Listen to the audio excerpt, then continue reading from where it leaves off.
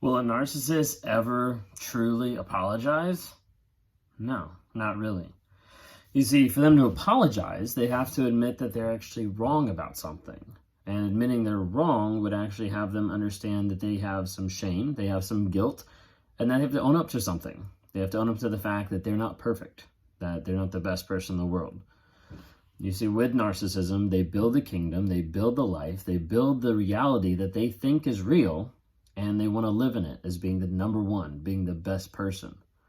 So when I would go to work, my goal would be I'm the best person there. I'm the top dog. I'm the number one person that people come to for all the questions, for all the answers, and I run the show.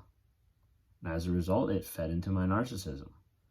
At home, I felt like I was the top person. And if I didn't feel that way, then I would degrade my wife, then I would hurt her, then I would come at her, then I would yell at her, or whatever it might be. It wasn't right. But with a narcissist, typically they'll try to do either two things. Either one, they'll never apologize at all, or two, they'll apologize, but not completely. So the not apology at all, that's typical. A lot of times they'll just walk out, they'll move on, they'll ignore it. They'll walk out the door and come back 15 minutes later and be like, everything's fine, what's the problem? The other aspect is they'll apologize while trying to make it turn back on you. So I'm sorry that you took it that way. I'm sorry that you're feeling that way, but I'm sorry that this has happened to you, but if you hadn't done this, they'll find a way to be able to twist it around so that it's not actually an apology. It's more or less another way to be able to attack you, another way to be able to come at you, and another way just to be able to prove their point that they were right to begin with. If you guys don't know who I am by now, my name is Ben Taylor. I'm a self-aware narcissist in recovery that's working on bringing awareness about narcissism out here on the social media platforms and trying to bring awareness, growth, healing, and change to people out here. So I work with people who struggle with narcissism and those tendencies, or that are just narcissists. And I try to get them to stop lying and get to the place where they understand they need help, they need therapy, they need to get into something that's going to help them change who they are to become a better person.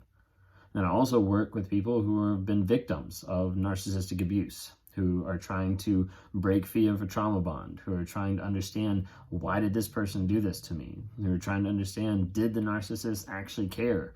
What's going on with this? And that's my goal. That's my goal, to be on here to be able to help people. One of the ways I'm trying to help people is by doing videos like this, talking through, did the narcissist actually mean an apology? Or what did that apology look like?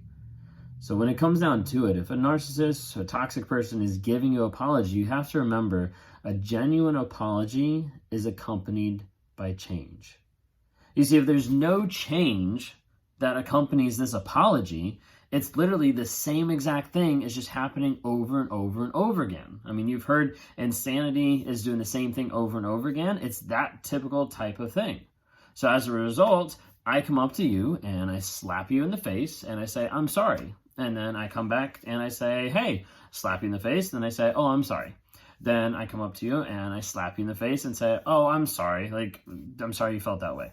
And I come back up to you and I slap you in the face and I'm sorry that you took it that way. After a while, you're going to say, you're not actually sorry. That's typically what's happening, though, in a toxic relationship, but we don't realize it. Over a period of time, this person will keep coming at us and keep coming at us. They'll keep raging, they'll keep yelling, they'll keep cheating, they'll keep lying, they'll keep deceiving. All the time, they might say, I'm sorry that you took it that way, or I'm sorry if you hadn't looked through my phone, you wouldn't be struggling with this, or we wouldn't have this argument if you would respect me more, or if you just would have listened, then I wouldn't have, and it goes on and on and on. You see, the difference is genuine apology is accompanied by change. An illustration that I was saying, if I keep coming to you and I keep slapping you in the face and saying I'm sorry, you're going to catch on pretty quick that I'm not actually sorry. Why? Because I'm not changing. Like, nothing is different in my actions. That is what the narcissist does. That's what has been done to you a lot of times.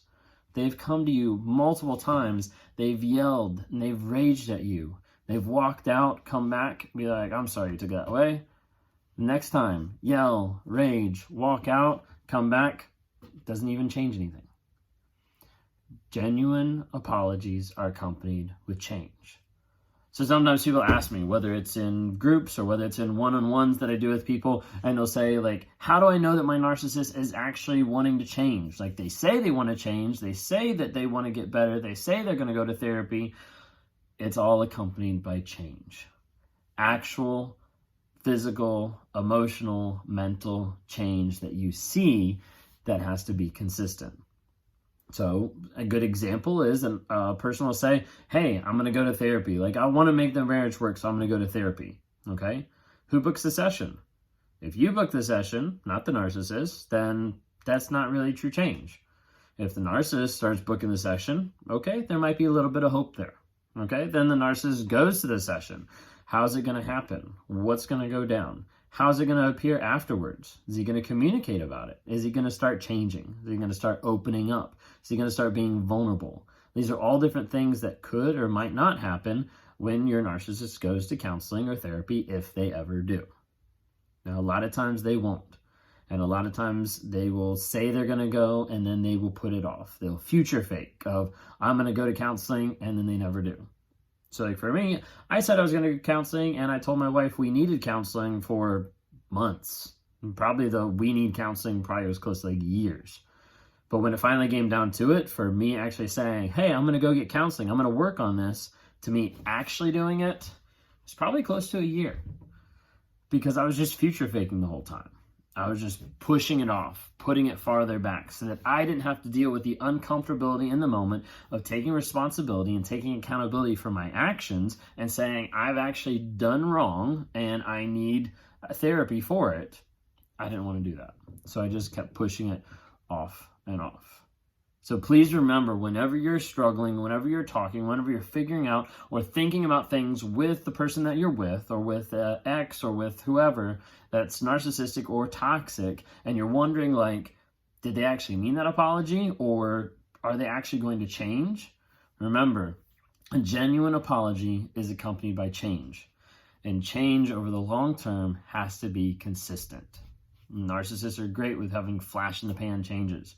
They're going to change for a week or a day, and then they'll revert back to the old ways. Change is going to continue. It's going to progress. It's going to continue to grow. If the narcissist isn't willing to change and grow and be honest about who they are, no change is ever going to happen. So please remember that. An apology has to have change included, or else it's not really an apology. Stop letting people say sorry to you that keep abusing you over and over the same exact way. Set boundaries, set consequences, and work to a place where you can be free of the toxic people in your life. If you like what you see here, subscribe to my channel, follow me on TikTok, Instagram, or Facebook. Reach out to me through rawmotivations.com and set up either a one-on-one or just shoot me an email of encouragement. Thank you so much.